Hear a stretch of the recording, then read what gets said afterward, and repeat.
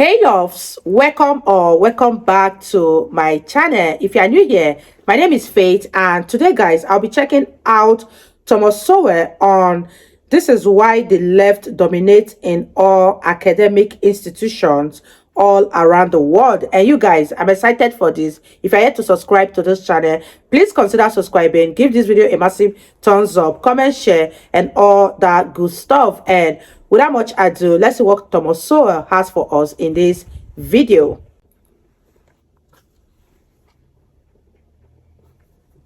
Biologists explain how organisms adapt to their physical environment, but ideologues also adapt to their social environment. The most fundamental fact about the ideals of the political left is that they do not work. Therefore, we should not be surprised to find the left concentrated in institutions where ideas do not have to work in order to survive. The academic world is the natural habitat of half-baked ideas, except for those fields in which there are decisive tests, such as science, mathematics, engineering, medicine, and athletics. In all these fields, in their differing ways, there comes a time when you must either put up or shut up. It should not be surprising that all of these fields are notable exceptions to the complete domination of the left on campuses across the country. In the humanities, for example, the test of deconstructionism is not whether it can produce any tangible results, but whether it remains in vogue. So long as it does, professors skilled in its verbal sleight of hand can expect to continue to receive six-figure salaries. You might think that the collapse of communism throughout Eastern Europe would be considered a decisive failure for Marxism, but academic Marxists in America are utterly undaunted. Their paychecks and their tenure are unaffected. Their theories continue to flourish in the classrooms, and their journals continue to litter the library shelves. Socialism in general has a record of failure so blatant that only an intellectual could ignore or evade it. Even countries that were once more prosperous than their neighbors have found themselves much poorer than their neighbors after just one generation of socialistic policies. Whether these neighboring countries were Ghana and the Ivory Coast, or Burma and Thailand, it has been the same story around the world. Exactly. Nor is economic failure the worst of it. The millions slaughtered by Stalin, Mao, and Pol Pot for political reasons are an even grimmer reality. People who live and work in a world where there is a business bottom line, an athletic scoreboard, a military battlefield, or life-and-death surgery may find it hard to fully appreciate the difference between that kind of world and one in which the only decisive test is whether your colleagues like what you are saying. Academia is only one of the places where wholly subjective criteria rule, and where leftists predominate.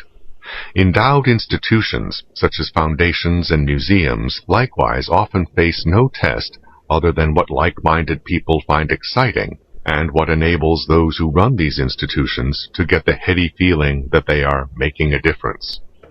The same is true of cultural institutions supported involuntarily by the taxpayers, such as the Smithsonian or the National Endowments for the Arts and the Humanities. Taxpayer-supported public radio and television are similarly insulated from reality and similarly dominated by the left, not only in the United States, but in other countries as well.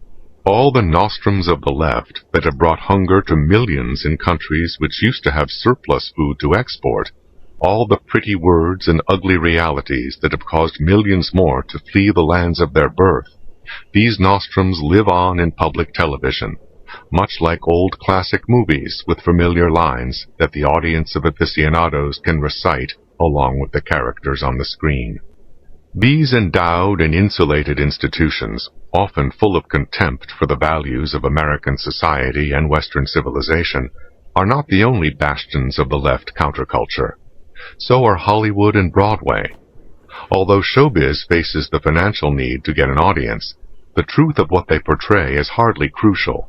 If they can make it punchy and sexy, then those who complain about historical inaccuracies and ideological bias can be dismissed as irrelevant pedants.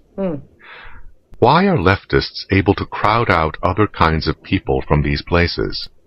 Because those who are willing to subject themselves to the test of reality, whether as a businessman in the marketplace or as a surgeon in an operating room, have many other places in which to work and live.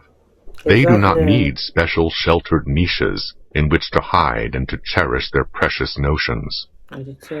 Darwinian adaptation to environment applies not only to nature, but also to society. Just as you don't find eagles living in the ocean or fish living on mountaintops, so you don't find leftists concentrated where their ideas have to stand the test of performance.